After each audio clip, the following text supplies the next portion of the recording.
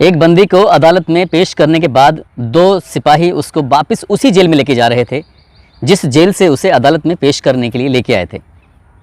क्योंकि बहुत लंबा रास्ता था, दूर की बात थी, इसलिए वापस अदालत से ले जाते उसे रात हो जाती है। रात के लगभग 9:30 बजे के आसपास का वक्त था और बस स्टॉप पर खड़े होकर वो अपनी बस का इंतज़ार कर रहे थे जिस बस से उस इलाके की तरफ जाना था। तभी वो बंदी कहता है कि साहब, अगर आपको एतराज़ ना हो तो क्या मैं टॉयलेट जा सकता हूँ? तो सिपाही ने कहा ठीक है, तुम टॉयलेट चले जाओ, लेकिन हम तुम्हें देखते रहेंगे, तुम्हारी निगरानी में रहेंगे। कहता है साहब कोई बात नहीं, मैं आपसे भागकर कहाँ जाऊँगा। अब इतना कहने के बाद वो टॉयलेट के अंदर चला जाता है और अंदर जाने के बाद 9:30 बजे इस टॉयलेट में घुसा था, लेकिन 1 घंटे से ज़्यादा का वक्त बीत जाता है, वो निकल कर नहीं आता। जब लगातार आवाज़ लगाई जाती है और उसका दरवाज़ा तोड़ा जाता है टॉयलेट का, तो पता चलता है कि वो विंडो के रास्ते वहाँ से भाग चुका है। अब उन दोनों सिपाहियों की हालत ख़राब हो जाती है, इतना ज़्यादा परेशान हो जाते हैं कि एक सिपाही बैठकर फूट कर वो ज़ोर ज़ोर से रोने लगता है, क्योंकि उसकी नौकरी के अब ज़्यादा दिन नहीं बचे थे। वो समझ नहीं पा रहा था कि आखिरकार ये हो कैसे गया, अचानक कैसे हो गया। तभी उस सिपाही ने, दूसरे वाले ने, दोनों ने मिलकर वो नज़दीकी पुलिस स्टेशन में जाकर सूचना देते हैं कि हम एक कैदी को लेकर, एक बंदी को लेकर यहाँ आए थे, लेकिन वो मौका पाती भाग जाता है। रो रहा था, गिड़गिड़ा रहा था। पुलिस वाले उसे सांत्वना देने की कोशिश कर रहे थे, लेकिन वो अपराधी बहुत बड़ा अपराधी था। 2 दिन बाद तक भी जब वो बंदी नहीं मिलता है, तभी उन दोनों सिपाहियों में से एक सिपाही अपनी ही बंदूक से अपने आप को गोली मारकर अपनी ज़िंदगी की जीवन लीला को हमेशा हमेशा के लिए समाप्त कर लेता है। जब ये बात अखबारों के माध्यम से लोगों को पता चलती है तो लोग खुद हैरान थे कि एक व्यक्ति ऐसा कैसे कर सकता है। दरअसल जो बंदी होता है वो अपना आप में बहुत भयानक होता है। उसने 1-2 नहीं 12 महिलाओं का बहुत बुरी तरह से कत्ल किया था और उसको खुद को गिनती याद नहीं थी। उसने न जाने कितनी ऐसी महिलाएं थीं जिनके साथ उसने बलात्कार किया था। उसमें चाहे वो मेडिकल की छात्रा हो, उसमें चाहे कोई पुलिस वाली हो, उसने किसी को भी नहीं बख्शा था। जो उसके सामने पड़ जाती थी या तो उसको मारता था या उसके साथ बलात्कार करता था। आज की कहानी है एम जयशंकर की, जिसको लोग साइको किलर के नाम से, साइको शंकर के नाम से भी जानते हैं। आदाब, नमस्कार, सत श्री अकाल। मैं उस्मान सैफ़ी। आज की जो सच्ची घटना मैं आपको सुनाने जा रहा हूँ, ये सच्ची घटना है तमिलनाडु प्रदेश की। दरअसल तमिलनाडु प्रदेश का एक ज़िला है सेलम और उसी का एक इलाका लगता है शंकारी। इस शंकारी में एक खेतों की तरफ से बहुत ज़्यादा दुर्गंध आ रही थी। आसपास के लोग खेतों में काम कर रहे थे और उस दुर्गंध के पास जब पहुँचते हैं, जाकर देखते हैं तो एक लाश पड़ी हुई है, उसके तन पर एक भी कपड़ा नहीं था। तभी स्थानीय लोग दौड़ते हुए, भागते हुए पुलिस स्टेशन में जाते हैं। ये वाक़या है 29 सितंबर 2009 का। नज़दीकी पुलिस स्टेशन जब पहुँचते हैं, पुलिस मौके पर आती है और आने के बाद देखती है कि एक महिला है, उसकी लाश पड़ी हुई है। उसको बहुत ज़्यादा यातनाएं दी गई थी। प्रथम दृष्टया देखकर लग रहा था कि इसके साथ किसी ने वाकई बहुत भयानक तरीके से गंदा काम किया है। पुलिस वाले जब आसपास में डॉग स्क्वाड की मदद से तलाश करने की कोशिश करते हैं तो उस महिला के कपड़े मिलते हैं। दरअसल वो महिला सामान्य नहीं थी। उस महिला का नाम होता है एम जयामणि, जो कि महिला कांस्टेबल होती है। इस महिला कांस्टेबल की अभी हाल ही में लगभग 1 महीने पहले 23 अगस्त 2009 को उप मुख्यमंत्री एम के स्टालिन के प्रोग्राम में पेरुमा नल्लूर एक जगह है, वहाँ पर एक जनसभा थी, वहाँ पर इसकी अस्थायी रूप से ड्यूटी लगी थी। उस महिला को अचानक से उसका गायब होना पुलिस वालों के लिए वाकई परेशानी का सबब बना हुआ था। ऐसी कौन सी जगह थी जो पुलिस वालों ने उसकी तलाश नहीं की थी, लेकिन वो महिला मिलती है तो वो लाश के रूप में मिलती है, वो भी उसके साथ इतना भयानक काम जो होता है। तो ये सोचकर पुलिस हैरान थी कि आखिरकार ये किसने किया है, क्यों किया है, कौन है। बहुत सारे सवाल थे, उन सवालों के जवाब जानने की लगातार पुलिस कोशिश कर रही थी। और इसी बीच में एक के बाद एक कई सारी लाशें और मिलना शुरू हो जाती हैं। तभी 19 अक्टूबर 2009 की ये बात है। एक महिला बदहवाश हालत में दौड़ रही थी, चिल्ला रही थी, चीख रही थी। जब लोगों ने उसकी चीख पुकार सुनी, तभी उस महिला की चीख पुकार सुनने के बाद आसपास के लोग बोले क्या बात है, क्यों दौड़ रही हो, क्या हुआ है। तभी वो कहती है कि इधर एक आदमी है जो मेरे साथ बदतमीजी कर रहा था, उसने मुझे मारने की कोशिश की, उसने मेरे कपड़े फाड़ने की कोशिश की। तभी लोगों को बहुत तेज़ी के साथ उस तरफ दौड़ते हैं जिस तरफ से वो महिला दौड़ कर आ रही थी, और जाकर देखते हैं तो एक व्यक्ति है, उसकी बड़ी बड़ी मूँछें हैं, बड़े बड़े बाल हैं उसके। उसे देखने के बाद पुलिस उसे पकड़ लेते हैं और पुलिस को सूचना देते हैं। तुरंत ही पुलिस मौके पर आती है और मौके पर आने के बाद उसको पकड़ती है और थाने लेके जाती है। उससे पूछताछ जब करती है तो वो चौंकाने वाली बात बताता है। दरअसल इस व्यक्ति का नाम होता है एम जयशंकर, जो कि पेशे से ट्रक ड्राइवर होता है और सेलम ज़िले में ही एक कन्यायापट्टी एक जगह है, उस गांव का ये रहने वाला था। 15 साल की लड़की से इसकी एक अरेंज मैरिज हुई थी, शादी हुई थी, 3 बेटियां पैदा होती हैं। और जब 3 बेटियां पैदा हो जाती हैं, जब बेटियां थोड़ी बड़ी हो रही थी, तो उसने अपना गांव छोड़कर सीधा शहर की तरफ आ जाता है, सेलम की तरफ आता है। और यहाँ आने के बाद उसने ट्रक ड्राइवर का काम करना शुरू कर दिया था। पहले हेल्प ही करता था, फिर ट्रक ड्राइवर हो जाता है। और वो अलग अलग शहरों में ऐसे ही आता था, जाता था। और आते जाते शहरों में जब उसे कहीं ढाबे पर, कहीं सड़क के किनारे कोई सुंदर सी महिला जो मेकअप में खड़ी होती थी, जिसको इंतज़ार होता था कि कोई पुरुष आएगा और एक रात के लिए या कुछ देर के लिए, कुछ घंटों के लिए उसको साथ ले जाएगा, तभी वो इंतज़ार में रहता था। और ऐसे ही इंतज़ार करते करते उसके ट्रक में महिलाएं आके बैठती थीं जो वेश्यावृत्ति करती थीं, और उन्हें वो अपने साथ लेके जाया करता था। इसी बीच में उसको एक महिला मिल जाती है, जिस महिला का नाम होता है एम जयामणि। और उस एम जयामणि वो कोई और नहीं थी, वो बात है 23 अगस्त 2009 की। वो महिला कांस्टेबल होती है। उस दिन उसको कोई और महिला मिली ही नहीं थी, इसलिए महिला कांस्टेबल को उसने कहा कि मैं तुम्हारी मदद कर सकता हूँ, मैं तुम्हें तुम्हारे इलाके तक छोड़ सकता हूँ, अगर तुम्हें कोई ऐतराज़ ना हो, रात ज़्यादा हो गई है, तुम मेरी ट्रक में बैठ सकती हो। उस महिला कांस्टेबल को वो अपने ट्रक में बिठाता है, उसे कुछ खाने का सामान देता है, और कुछ खाते ही महिला कांस्टेबल बेहोश हो जाती है। और जब उसे होश आता है तो वो एक ऐसी जगह पर थी कि जहाँ से वो चीख सके, चिल्ला सके, तो उसकी आवाज़ दूर दूर तक ना पहुँचे। उसकी आंखें खुली तो उसके तन पर एक भी कपड़ा नहीं था। उसकी आंखें खुली तो उसके कपड़े दूर थे और हाथ पैर उसके बंधे हुए थे। उसके चीखने चिल्लाने से भी कोई फ़ायदा नहीं था, क्योंकि आवाज़ ज़्यादा दूर जा नहीं सकती थी। और उसके बाद उस व्यक्ति ने, एम जयशंकर ने, उसके साथ रेप करना शुरू कर दिया। 1-2 दिन नहीं, लगातार जब तक उसका मन कर रहा था, तब उस महिला सिपाही के साथ वो अपने हवस पूरी कर रहा था। वो चीखती थी या धमकी देती थी तो वो उल्टा मारता था, बुरी तरह मारता था, पीटता था। फिर बाद में वो महिला सिपाही कहीं ना कहीं गिड़गड़ाने लगी, रहम की भीख मांगने लगी। और जब एक लंबा वक्त गुजर जाता है, 20 दिन 22 दिन का समय बीत जाता है, जब उससे उसका मन भर जाता है, वो भूखी रहती थी लेकिन खाने को उसे कुछ देता नहीं था। उसके बाद तसल्ली से जब उससे बिल्कुल जी भर जाता है, तब उसको मार डालता है। उसके पास एक काले रंग का बैग था, काले रंग के बैग के अंदर उसके पास एक कुल्हाड़ी थी, और कुल्हाड़ी से उसको बहुत बुरी तरह से गोद देता है। लाश को उठाकर शंकारी के जंगल में फेंक देता है। लगभग 1 महीने के बाद उसकी लाश मिलती है, और ये व्यक्ति स्वीकार कर लेता है। और जब स्वीकार करने के बाद जब इसका मैसेज दिया जाता है कि इसने किस तरह से मारा है, तो 1-2 नहीं, लगभग 12 और पुलिस वाले अलग अलग थानों के आते हैं और आकर इस पुलिस से बात करते हैं कि ऐसे ही जो मर्डर जैसे आपके यहाँ पे हुआ है, सेम है हमारे यहाँ पे हुआ है। उसने जब बातचीत की तो बातचीत में उसने स्वीकार किया कि 3 जुलाई 2009 को पेरंदल हल्ली एक जगह है, वहाँ पर एक 45 वर्षीय पी श्यामा नाम की एक महिला होती है। उस 45 वर्षीय महिला के साथ उसने ऐसे ही घिनौना कृत्य किया था जैसा महिला सिपाही के साथ किया था। उसको ठीक वैसे ही मारा था जैसे उसको मारा था। 12 ऐसे महिलाओं को मारा उसने।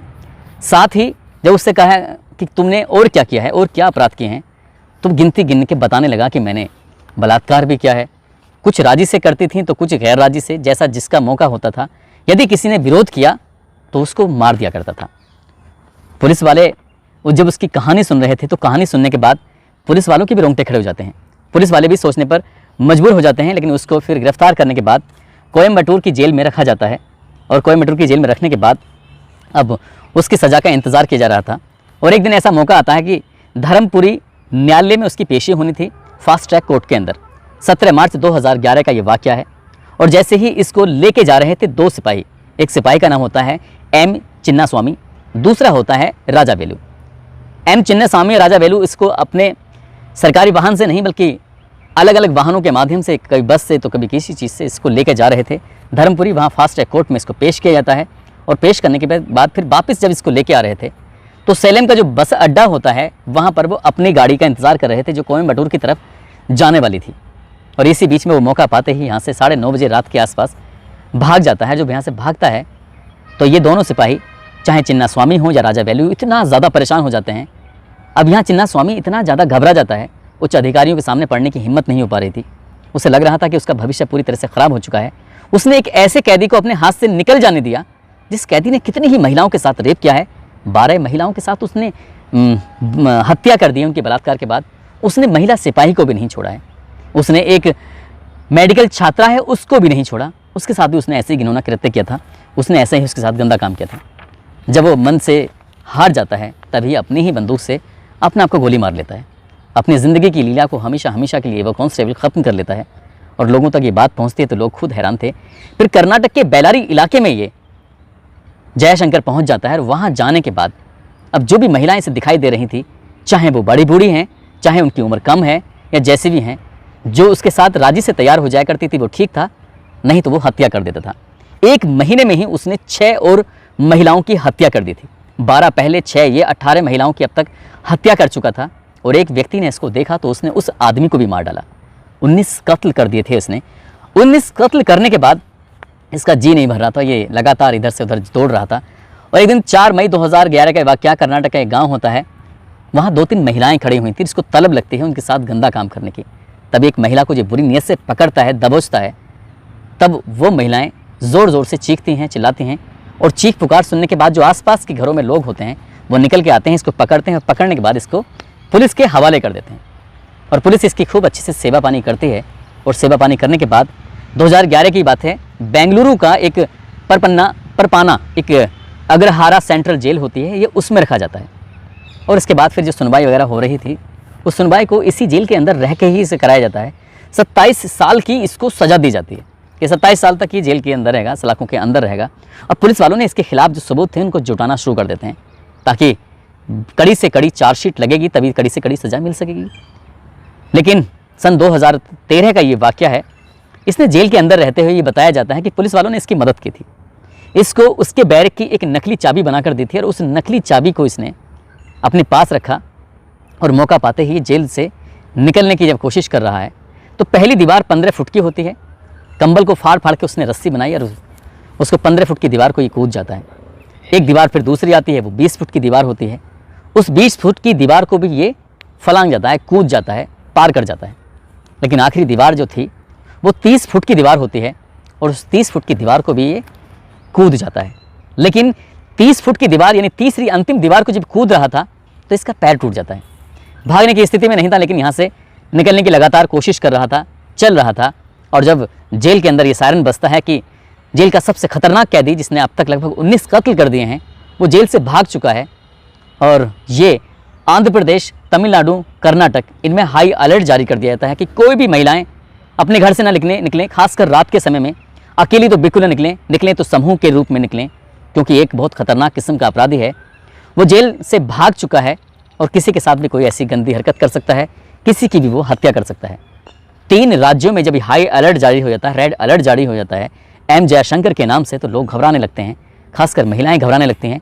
रात तो रात, वो दिन में भी निकलने से डरती थी, घबराती थी। तभी गवर्नमेंट की तरफ से लगभग 10,000 पोस्टर छपवाए जाते हैं और दीवारों पे जगह जगह चस्पा कर दिए जाते हैं कि इस शक्ल का व्यक्ति अगर कहीं दिखाई देता है तो पुलिस को तुरंत सूचना दी जाए।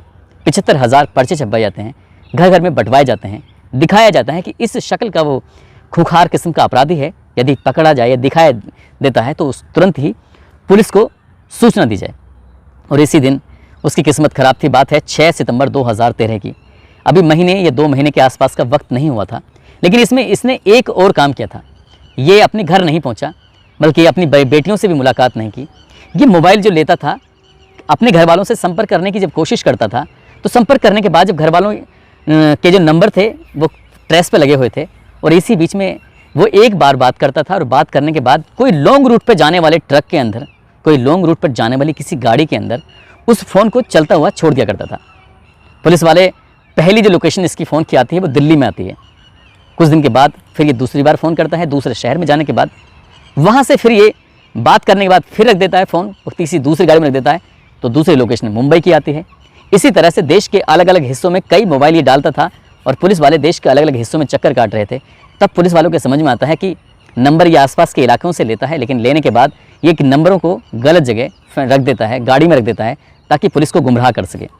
6 सितंबर 2013 को ये गुमराह नहीं कर पाया और ये परेशान था, और परेशान होने की वजह से ही, क्योंकि चलने में इसे थोड़ी दिक्कत भी हो रही थी, पैर में इसके ज़्यादा चोट लगी थी। हालांकि इस बीच में जितने भी हॉस्पिटल्स होते हैं आसपास के सभी जगहों को ये सूचना दी जाती है कि एक व्यक्ति है, क्योंकि जब ये गिरा था तो उसके गिरने पर ही इसके पैर से खून निकलने लगे थे, तो उन्हें लगा कि शायद ज़्यादा खून निकल रहे हैं, ज़्यादा चोट लगी है, कहीं ना कहीं इलाज कराने के लिए ज़रूर पहुँचेगा। वो इलाज कराने के लिए कहीं पहुँचा ही नहीं था और वैसे ही अपने टूटे हुए पैर के साथ लगातार चल रहा था। अब वो इस स्थिति में नहीं था किसी महिला के साथ गंदा और घिनौना कृत्य कर सके या किसी को मार सके। 6 सितंबर 2013 के एक पुलिस वाले की नज़र इस पर पड़ती है तो पुलिस वाला तुरंत ही इसके पास जाकर कहता है कि भाई साहब आपके तो पीछे पुलिस पड़ी हुई है, चारों तरफ पर्चे लगे हुए हैं, पोस्टर लगे हुए हैं, इसलिए ये मेरे पास मोटरसाइकिल है, अगर आप चाहो तो इस मोटरसाइकिल का सहारा लेकर आप जा सकते हो, इस रास्ते पर जाना, इस रास्ते पर जाओगे तो आपको पुलिस पकड़ नहीं पाएगी। वो ऐसा कहकर वो पुलिस वाला, क्योंकि सादा वर्दी में था, उसको बाइक भी देता है। बाइक में उतना तेल भी नहीं था और बाइक की जो स्पीड थी वो ज़्यादा चलने लायक थी नहीं, क्योंकि चोरी की वो बाइक थी और वो ख़राब स्थिति में थी। एम जयशंकर उस मोटरसाइकिल बैठता है और उस रास्ते पर चलने लगता है जिस रास्ते पर उस पुलिस वाले ने रास्ता बताया था। तभी उस पुलिस वाले ने अपने उच्च अधिकारियों को फ़ोन किया, मैसेज करने के बाद बताया कि एक मोटरसाइकिल से एम जयशंकर इधर भाग रहा है, अगर आप कोशिश करें तो उसे पकड़ सकते हैं।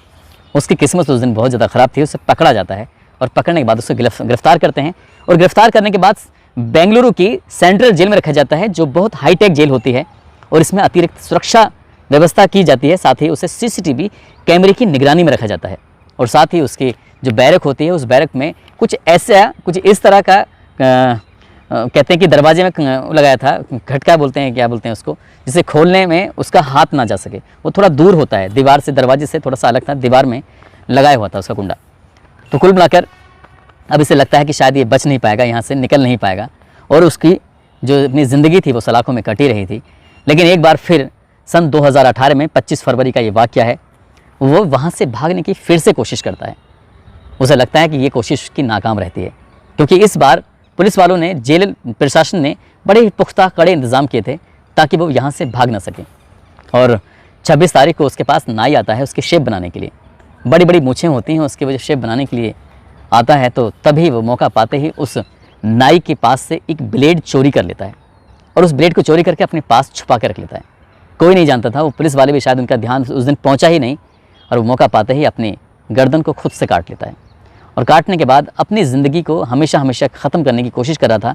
तभी पुलिस वालों की उस पर नज़र पहुंच जाती है। पुलिस वाले ये देख रहे थे कि ये इसने कुछ ना कुछ गड़बड़ की है। सीसीटीवी कैमरे की जब नज़र पहुंचती है तभी उसे उठाकर 27 फरवरी 2018 को हॉस्पिटल लेके जाते हैं। हालत ज़्यादा ख़राब थी और 28 तारीख की सुबह 5 बजे के आसपास डॉक्टर उसको मृत घोषित कर देते हैं और एम जयशंकर का नाम हमेशा हमेशा के लिए इतिहास में दर्ज हो जाता है, भविष्य के लिए ख़त्म हो जाता है। लोग उसको एम जयशंकर के साथ साथ शाइको शंकर के नाम से भी जानते हैं और वो अपने आप में बहुत ही ख़तरनाक किस्म का इंसान रहा था। कानून तो उसे सज़ा नहीं दे सका, उसने खुद को अपने आप को सज़ा देकर अपना चैप्टर खुद ख़त्म कर लिया। दोस्तों, इस पूरे घटनाक्रम को सुनाने का उद्देश्य किसी को परेशान करना नहीं है, किसी का दिल दुखाना नहीं है, बल्कि आपको जागरूक करना है, आपको सचेत करना है। आप जहाँ रहें अपना ख्याल रखें, सुरक्षित रहें।